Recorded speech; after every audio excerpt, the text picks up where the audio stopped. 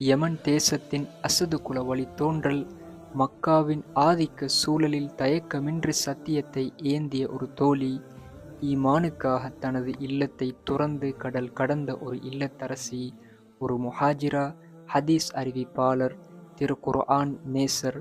அந்த மேன்மையான சஹாபி பெண்மணி யார் என்று உங்களுக்கு தெரியுமா?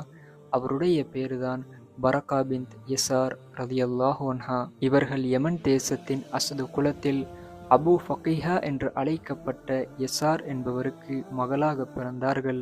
மக்கா நகரில் இவர்கள் மக்காவின் பனு அப்துத்தார் கிளையினரோடு நெருங்கிய தொடர்பு கொண்டிருந்தார்கள். இஸ்லாத்தின் பேரொளி மக்காவில் வீசத் தொடங்கிய அந்த தொடக்க காலத்திலேயே சற்றும் தயங்காமல் தனது கணவர் கைஸ் பின் அப்துல்லாஹ் ரலியல்லாஹு அன்ஹு அவர்களுடன் இணைந்து ஒரு பெரும் முடிவை எடுத்தார்கள்.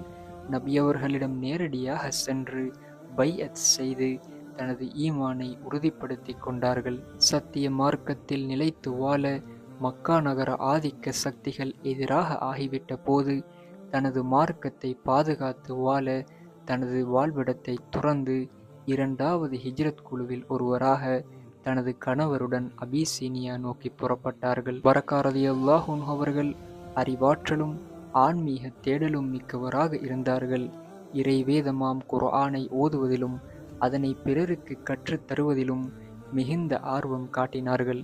சில காலங்களுக்கு பிறகு மீண்டும் கடல் கடந்து நபியவர்களின் நகரமான மதீனாவுக்கு ஹிஜ்ரத் செய்து வந்தார்கள்.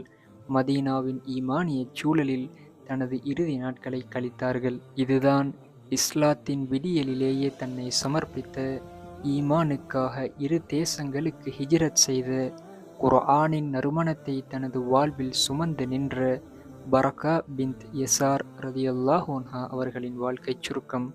அஸ்ஸலாமு அலைக்கும் வரஹ்மத்துல்லாஹி வபரகாத்துஹு.